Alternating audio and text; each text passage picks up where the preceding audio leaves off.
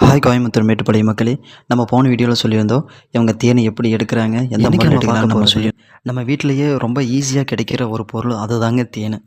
தேன் சும்மா இனிப்புக்காக மட்டும் பயன்படுத்துறதில்ல, நம்ம உடம்புக்கு பல வகையில் பயனுள்ளதாக இருக்கக்கூடியது ஒரு இயற்கை உணவு தான் தேன்.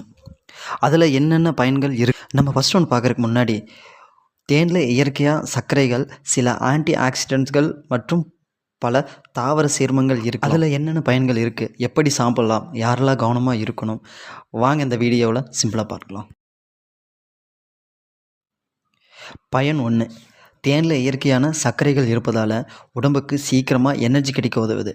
அதனால் சில பேர் காலை நேரத்தில் அல்லது உடற்பயிற்சிக்கு முன்னாடி கொஞ்சம் தேன். பயன் 2. தொண்டைக்கு நிவாரணம். தொண்டை கரகரப்பு அல்லது இருமல் இருக்கும்போது ஒரு டீஸ்பூன் தேன் சில பேருக்கு தொண்டைக்கு இதமாக இருக்க உதவும். குறிப்பாக இரவு நேரத்தில் இருமலை குறைக்க. பயன் 3ங்க. Anti accident. தேனில் சில ஆன்டி ஆக்சிடென்ட் சேர்மங்கள் இருப்பதால் இவை உடம்பில் உருவாக்குற ஆக்சிடென்ட் ஸ்ட்ரெஸ்ஸை எதிர்கொள்ள உதவுதுங்க.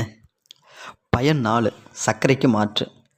டீ, ஓட்ஸு, தயிர் மாதிரி சில உணவுகளில் வெள்ளை சர்க்கரைக்கு பதிலாக கொஞ்சம் தேனை பயன்படுத்தலாமே.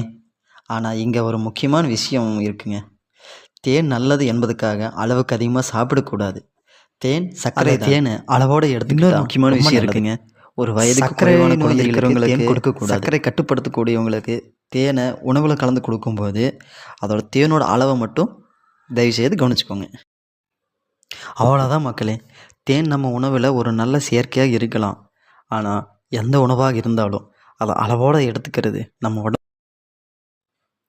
ரொம்ப நல்லது தானே. இந்த வீடியோ உங்களுக்கு பயனுள்ளதாக இருந்துச்சுன்னா ஒரு லைக் பண்ணுங்கள், இல்லை கமெண்ட் பண்ணுங்கள், உங்கள் நண்பர்களுக்கு ஷேர் பண்ணுங்கள். இன்னும் இப்படிப்பட்ட பயனுள்ள தகவல்கள் வேணும்னா நம்ம சேனலை சப்ஸ்கிரைப்